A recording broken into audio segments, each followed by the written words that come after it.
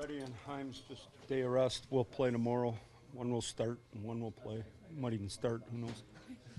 How important was a game like last night, Mike, to manage your bench with 3 games and 4 nights coming up?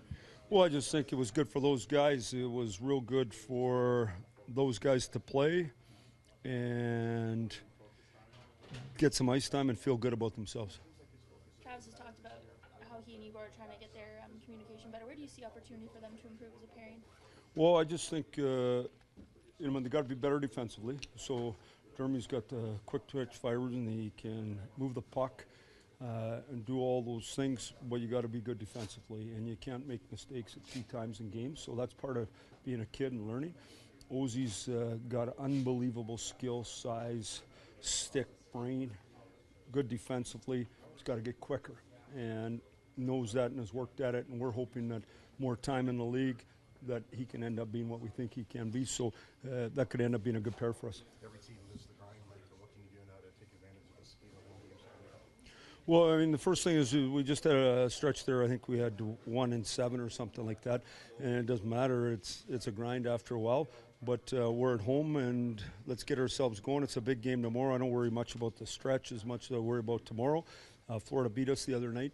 We weren't prepared at the start, and they outplayed us, and then we were able to get the game back to even in the third period. We like to start on time, kind of like we did last night, and we know we're playing a real good team. Barkov ran our show last game, dominated us basically, and so we got to look after that.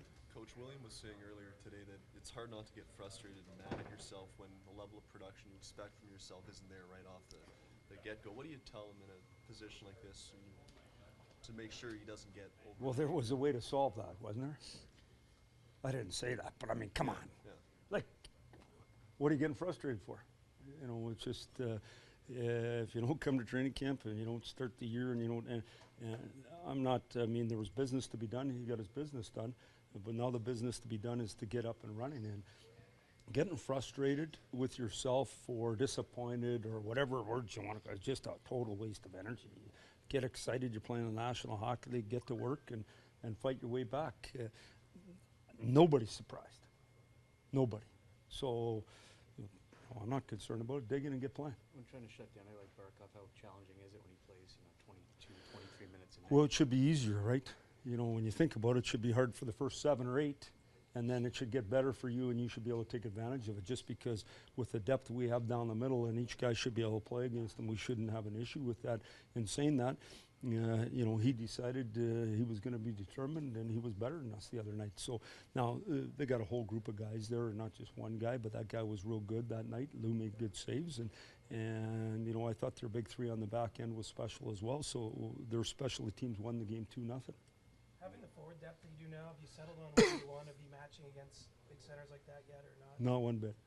So, and I'm not going to spend a whole lot of time worrying about. I'm going to get everyone up and running, and then I'll spend probably 10 games in a row of each guy getting their opportunity, so that they're ready for any matchup come playoff time. But right now, we just got to get playing, and so that's our focus. We just talked about Willie.